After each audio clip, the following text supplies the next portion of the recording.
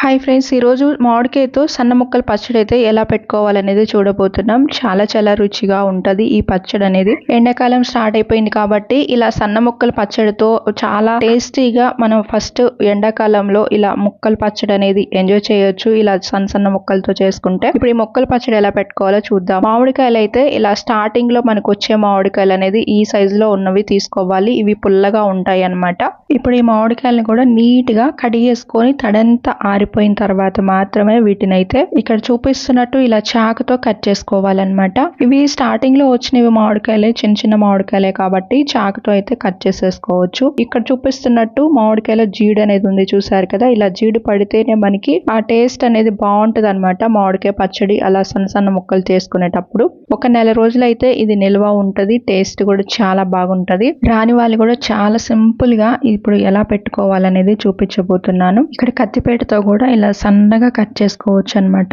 Chalk కంటే కూడా కత్తిపేట ఇంకా సింపుల్ గా ఉంటది వచ్చే వాళ్ళకైతే. ఈ ముక్కలు కట్ చేసుకున్న తర్వాత నెక్స్ట్ చూద్దాం. మెంతులు ఒక అర టీ స్పూన్ అయితే తీసుకొని ఒక 15 సెకండ్స్ అలాగా వేయించేసుకొని, ఆవాలు కూడా ఒక పావు టీ స్పూన్ తీసుకొని, ఆవాలు చిటపట అన్న తర్వాత జీలకర్ర కూడా అర టీ స్పూన్ తీసుకొని ఈ మూడింటిని ఒక నిమిషం పాటు అలాగా వేయించేసుకొని ఇంకా స్టవ్ ఆఫ్ చేసుకొని కొంచెం సేపు ఆరిన తర్వాత మిక్సీ పట్టుకోవాలి బాగా. అలా పట్టిన తర్వాత ఇప్పుడు ఇలాగ పౌడర్ లాగా రెడీ అయిపోయి ఉంటది. ఇప్పుడు దీంట్లోకి డైరెక్ట్ గానే ఎల్లిపాయ గడ్డలు కూడా ఒక 3 అయితే ఇలా పొట్టు ఒలుచుకొని వేసేసుకొని కచ్చా పచ్చాగా మిక్సీ పట్టుకొని పక్కన పెట్టుకోవాలి. ఇప్పుడు మనకైతే ముక్కలు అయితే కేజీ అయ్యాయి అనమాట. ఇలాగా మనం సన్నగా కట్ చేసుకున్నవి. ఈ ముక్కలకి ఒక గిద్దెడి కారం, అర గిద్దెడి అయితే ఉప్పు అయితే తీసుకోవాలి.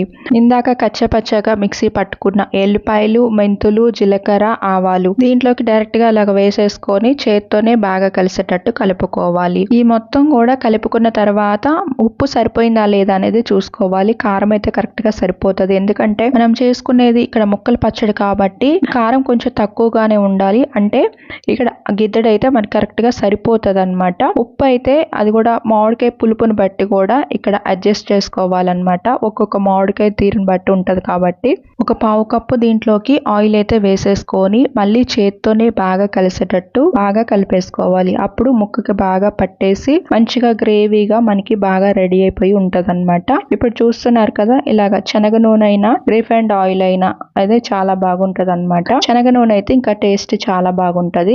ఇలా మొత్తం కూడా బాగా కలిసేటట్టు కలిపేసుకున్నాం కదా. ఇలా కలుపుకున్న తర్వాత ఇప్పుడు దీంట్లోకి మళ్ళీ ఒక 5-6 స్పూన్లు ఆయిల్ వేసుకొని గుప్పెడు కరివేపాకు, ఒక 5-6 ఎండుమిర్చి, చిటికెడు ఇంగువ ఇలా తాలింపు అనేది పెట్టుకున్న తర్వాత ఇలా డైరెక్ట్ గా చట్నీలోకి వేసేసుకొని బాగా కలిసేటట్టు మళ్ళీ ఒకసారి కలిపేసుకోవాలి. అప్పుడు చాలా రుచిగా చాలా బాగుంటది ఇలా ముక్కల పచ్చడి అనేది. ఇప్పుడు ఇలా తయారు చేసుకుంటే అన్నంలోకి బాగుంటది, అలానే టిఫిన్ లోకి చాలా బాగుంటది. అది కూడా ఉప్మాలోకి అయితే ఇంకా చాలా బాగుంటది. మీరు కూడా ట్రై చేయండి.